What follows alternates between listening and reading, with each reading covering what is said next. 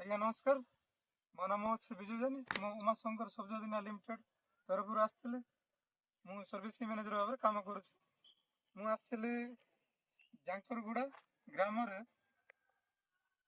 ଘେନୁ ଆଜ୍ଞାଙ୍କର କ୍ଷେତରେ ଦେଖିପାରୁଥିବେ କୋବି ଚାଷ କିଭଳିଆ ହେଇଛି, ବହୁତ ସୁନ୍ଦର ଲାଗୁଛି, ହରା ଭରା ବି ଦିଶୁଛି। ଯିବା ସେ ଆଜ୍ଞାଙ୍କର ପରିଚୟ ନେବା। ଆଜ୍ଞା ସର୍ବପ୍ରଥମେ ଆପଣଙ୍କର ପରିଚୟ ଦେବେ। ଆଜ୍ଞା ଆପଣଙ୍କର ନାମ? ଘେନୁ ମୁଣ୍ଡାଗରେ ଗ୍ରାମ ଗ୍ରାମ ଜାଙ୍କରଗୁଡ଼ା ପଞ୍ଚାୟତ ବ୍ଲକ ବ୍ଲକ ନନ୍ଦପୁର ଜିଲ୍ଲା। ଜିଲ୍ଲା କୋରାପୁଟ। ଆଜ୍ଞା ଏଇ କୋବି ଚାଷରେ କ'ଣ ପ୍ରୟୋଗ କରିଥିଲେ, କୋଉ ପଦ୍ଧତିରେ କରିଥିଲେ? ଯେହେତୁ ଏତେ ସୁନ୍ଦର କୋବି ଚାଷ ହେଇଛି, କ'ଣ ଦେଇଥିଲେ ଆଜ୍ଞା ଏଥିରେ? ଲଗାଇଲା ଆଗରୁ ଯେଉଁ ଗୋବର ଖତଟା ଦିଆ ହେଇଥିଲା ଆଜ୍ଞା।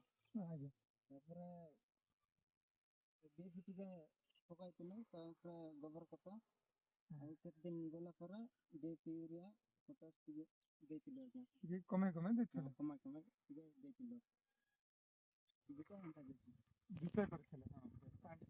କେତେଟା ସ୍ପ୍ରେ କରିଥିଲେ? ଗୋଟେ ଥର ସ୍ପ୍ରେ ହେଇଛି ଆଜ୍ଞା। ଗୋଟେ ଥର ସ୍ପ୍ରେ କରିଥିଲେ? ଭଲ ହେଇଥିଲା ଆଜ୍ଞା। ସେଟା କେତେ ଦିନ ଗଲା ପରେ ଏମିତି ପୋକ ଟିକେ ପୋକ ହେଲା ଭଳିଆ ଲାଗୁଛି। ପୋକ ହେଲା। ଆପଣ ଯତ୍ନ ନେଇନଥିବାର ନା କ'ଣ ପାଇଁ ଏମିତି ହେଇଛି? ମୁଁ ଟିକେ ଯତ୍ନ ନେଇପାରିଲି ନାହିଁ ଆଜ୍ଞା। ପୋକ ମାରିଲା ଦେଇ ସାରିଲା ପରେ ଭିଟାମିନଟା ମାରିଥିଲି। ପୋକ ମରା ଦେଲା ପରେ ଭିଟାମିନଟା ଦେଇଥିଲେ, କିନ୍ତୁ ହେଲେ ବି ଟିକେ ଆପଣ ଟିକେ ଯତ୍ନ ନେଇପାରିଲେନି, ସେଥିପାଇଁ ଏମିତି ହେଇଛି। ଗଲା ବର୍ଷଠୁ ଟିକେ ଏ ବର୍ଷ ଟିକେ କମ୍ ହବ ଆଜ୍ଞା। ଟିକେ କମ୍ ହେଲା ଭଳିଆ ଲାଗୁଛି, ଯେହେତୁ ଆପଣଙ୍କର ପୋକ ଲାଗିଛି, ସେଥିପାଇଁ ଟିକେ କମ୍ ହବ ବୋଲି ଆଶା ରଖିଛନ୍ତି।